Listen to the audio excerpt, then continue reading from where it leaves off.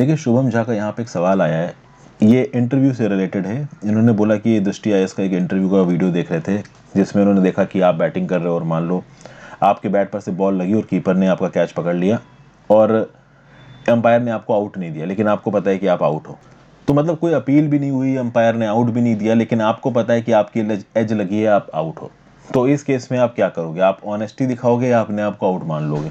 और कहीं ना कहीं अगर आप इंडियन क्रिकेट टीम से खेल रहे हो तो आप अपने देश को रिप्रेजेंट कर रहे हो, तो उस केस में अगर आप ईमानदारी दिखाते हो और अपने आप को आउट बता देते हो तो आप कहीं ना कहीं देश के अगेंस्ट जा रहे हो। और अगर आप आउट नहीं दिखा के वहीं बैटिंग करते रहते हो तो आप बेईमानी कर रहे हो। तो आप क्या करोगे?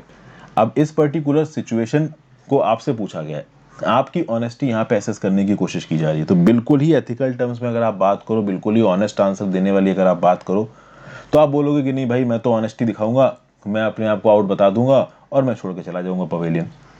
जैसे बहुत सारे प्लेयर्स करते भी, कभी कभी सचिन तेंदुलकर की भी एज लगी थी, अंपायर ने आउट नहीं दिया लेकिन वो आउट होकर चले गए।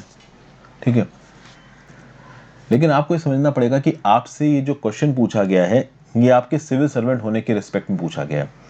भारत के इंटरनेशनल रिलेशंस को आप कहाँ पे जाके रिप्रेजेंट करते हो? जब आप आईएफएस में सेलेक्ट करते हो, इंडियन फॉरेन सर्विसेज में जाके सेलेक्ट होते हो।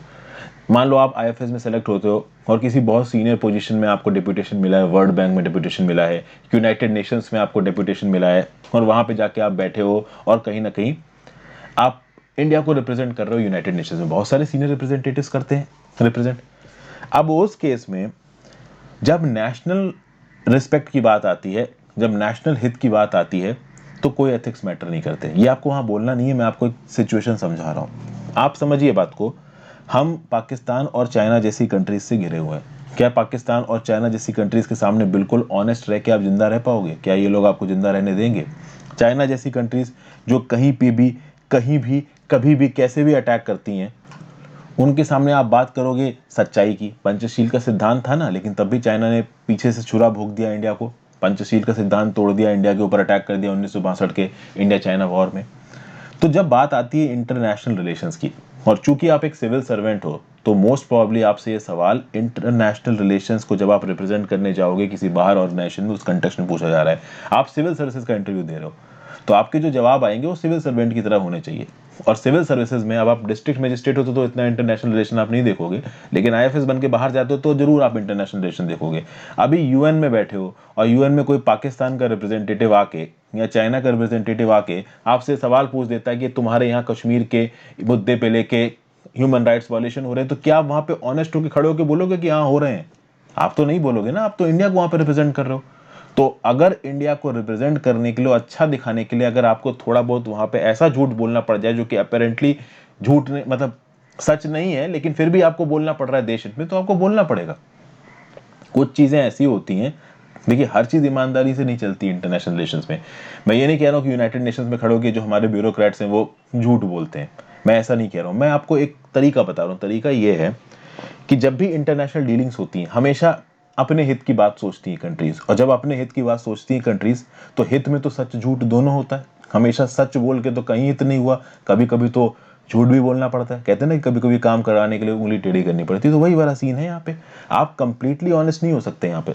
अभी आपके देश के हित की अगर बात है, तो उस देश के हित के लिए कहीं ना कहीं आपको अगर अपनी ऑनेस्टी थोड़ी सी छोड़नी पड़ जाए इंटरनेशनल रिलेशंस में, तो वो कर देना सही है। तो यहाँ पे इस रिस्पेक्ट में अगर आपसे कोई इंटरव्यूअर ये सवाल पूछ रहा है, तो उस केस में आप ये बोलोगे कि as in the context of a civil servant representing India in foreign relations, I will prefer national interest over honesty. ये मेरा जवाब हो सकता है, ठीक है ना। अब जैसे फॉर एग्जांपल अगर मुझसे पूछा जाए तो मैं बोलूँ, अब मेरे इस जवाब से बहुत सारे लोग डिसएग्री कर सकते हैं। कहते हैं आप ये कैसे कह रहे हो सर कि इंडियन इंटरेस्ट को ज़्यादा इंपॉर्टेंस देंगे और हम ऑनेस्टी को छोड़ देंगे, ये तो निगेटिव जवाब चला जाएगा। तो देखिए इस पर्टिकुलर सवाल के बहुत अलग अलग जवाब निकल सकते हैं इंटरव्यू में, बट मेरे हिसाब से ये जवाब होना चाहिए कि भाई जब आप इंटरनेशनल अफेयर्स में, अच्छा हाँ, जवाब देते वक्त आपको बिल्कुल इस कंटेक्स्ट में जवाब नहीं दे देना, क्रिकेट वाले कंटेक्स्ट में।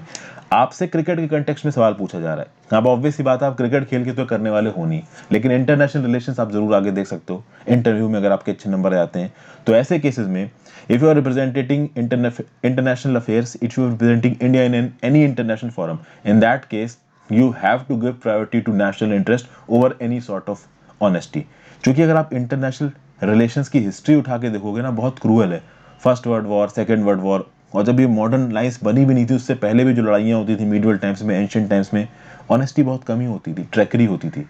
और ज़्यादा ही ऑनेस्ट रह जाओगे तो आपके पीठ में छुरा भुकेगा, और इंडिया के तो कई बार भुक चुका है चाइना और पाकिस्तान जैसी कंट्रीज। तो अब आप समझ ही गए हो कि मैं क्या बोल रहा हूँ। जब बात आती है इंटरनेशनल रिलेशंस की, और जब हम अपने देश को रिप्रेजेंट कर रहे हैं एज अ सिविल सर्वेंट, वहाँ पे ऑनेस्टी से ज़्यादा इंपॉर्टेंट है इंटरनेशनल इंटरेस्ट, हित का इंटरेस्ट, मतलब इंडिया के हित का इंटरेस्ट। समझ गए?